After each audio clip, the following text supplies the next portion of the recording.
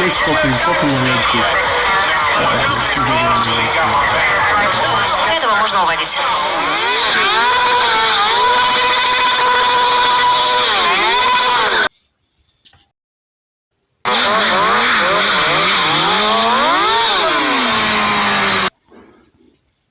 Shut up over there. You are also part of those who are playing the fool, right? Foolish woman. You this foolish old woman, and then you are here doing this stupid thing. What is the meaning of that? I want to express that I take full responsibility for my actions. I understand that what I did was wrong, and I deeply regret the choices that led me here. I'm not here to excuse or minimize my actions, but to express my sincere remorse and to take accountability for my choices. I specifically want to apologize to the community members who were affected by my actions, as well as the involved law enforcement and other individuals who helped restore order the day of the incident and the days after. I know what I participated in was wrong, and if I were on the other side of the event, I'd be very frustrated. This experience has been eye-opening and humbling. I've had time to reflect not only on what happened that night, but on the direction of my life, the people I've disappointed, and the person I will become. I've taken many steps toward bettering myself, including individual and group therapy, support groups, personal reflection, and surrounding myself with better influences. I'm committed to continuing that growth regardless of the outcome. I understand the court has a responsibility to ensure justice, and I respect that entirely. I only ask you to consider my willingness to change, my support system, and the progress I've already begun to make when deciding my sentence. I'm not the same person I was on September 28th, and I hope you can see that I'm working hard, doing everything I can to be better for myself, my family, friends, and for the community. Thank you again for your time and letting me speak in my statement.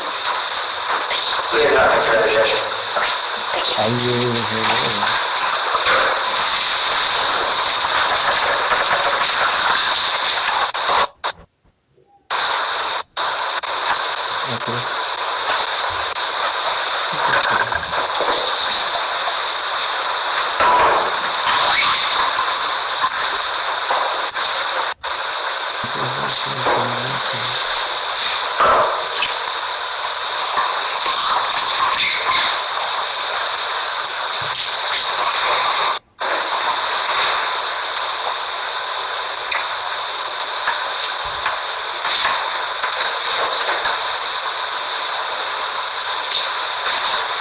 Is there anything else the parties wish to say or present before the court passes the sentence?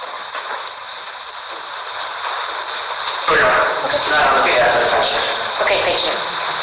So before imposing the sentence, the court notes for the record it has considered the oral statements made here today, the pre-sentence investigation report that's been reviewed by the parties, as well as the defendant's sentencing memorandum with the attached letters, as well as the information that was provided by and presented by the states.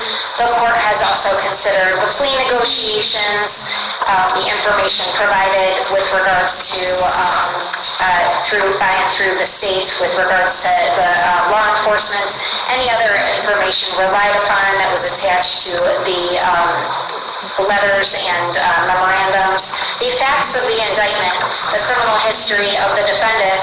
The court has considered all relevant factors outlined under Ohio Revised Code 2929.11, 2929.12, and 2929.13, including seriousness of the offense and recidivism factors through 2929.19. The court must and has formulated its decision based upon the overriding principles and purposes of felony sentencing, namely to protect the public from future crime by the defendant or others, and to punish the offender using the minimum sanctions that the court determines accomplishes those purposes without imposing an unnecessary burden on state or local government resources. To achieve these purposes, the court has considered the need for incapacitation, deterrence, rehabilitation, and providing for restitution. The court must and has considered the seriousness and recidivism factors relevant to the offense and offender pursuant to Ohio Revised Code 2929.12. The court must and has ensured that the sentence being imposed does not demean the seriousness of the crime and the impact it has on the victims, and is consistent with other similar offenses committed by like offenders. And finally, the sentence is not based upon any impermissible purposes, namely the race, ethnic background, gender, or religion of the Ms. Rogers. Do you understand that, Ms. Rogers? Yes.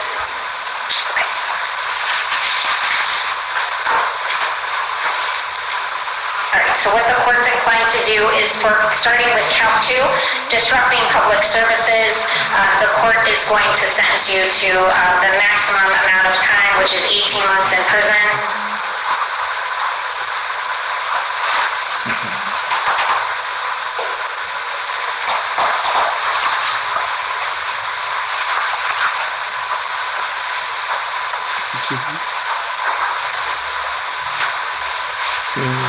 There was also a specification for forfeiture of property on that count, which would be the forfeiture of the 2020 Infiniti Q50 with a VIN number JN1EB7AR5LM250122, as well as a cell phone to be forfeited to the Cleveland Division of Police.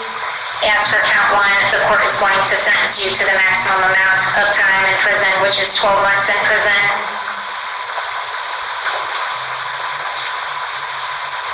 Those sentences will run concurrent. Count 1 also carried the specification for forfeiture of property with regards to the 2020 Infiniti Q50 and the cell phone. So those will be forfeited to the Cleveland Division of Police. Counsel, you also previously stated there was a 2-day jail credit. Does that sound accurate to the attorneys? That's right. Yes, sir. So we'll give you credit for 2 days in jail, as approved by law.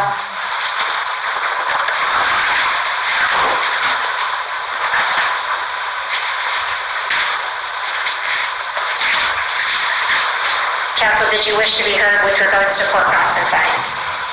I would simply ask the court to consider waiving that at this time. Yes. Are you asking for a finding of indigency? Yes, sir. Okay. The court will make a finding of indigency.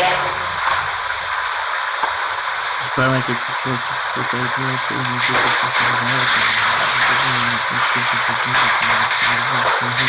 think we've addressed the previous plea conditions, which were the forfeiture of both the vehicle and the cell phone to the Cleveland Division of Police. There is a 2-day credit in jail. So I also have to address with you post-release control. Since you are being sentenced to prison, upon completion of your prison term, you may or shall be subject to post-release control for up to 2 years, as determined by the parole board, pursuant to Ohio Revised Code 2967.28. And that's up to 2 years at the discretion of the parole board and not of this court. If you are placed on post-release control and you violate, the adult parole authority is authorized to return you to prison for up to a maximum of 1/2 of the original sentence imposed. If you're convicted of a new felony while on post-release control, in addition to being punished for the new offense, the judge could add an additional consecutive prison term of 1 year or whatever time remains on your post-release control term, whichever is greater as a maximum. While you're on post-release control and you fail to report to your parole officer, you could be charged with escape, which is a felony. If you violate any post-release control rule or condition, you may be subject to a more restrictive rule or condition, a longer duration under supervision, or you could be sent back to prison even though you have done all of the time in which you have been sentenced. You could get up to 9 months in prison for each rule violation. The total, however, for all rule violations cannot be more than 1/2 of the prison sentence you receive unless the rule violation is for the commission of a new felony, in which case you could receive a prison term of the greater of 1 year or the time remaining on post-release control, in addition to any time you receive for the new felony. The post-release control prison term must be served consecutively to any prison term you receive for the new felony. Counsels, is there anything else we need to address before we adjourn today? For the record, it was just another objection to the court's resolution. I'll take that. Thank you. All right, if there's nothing further, then we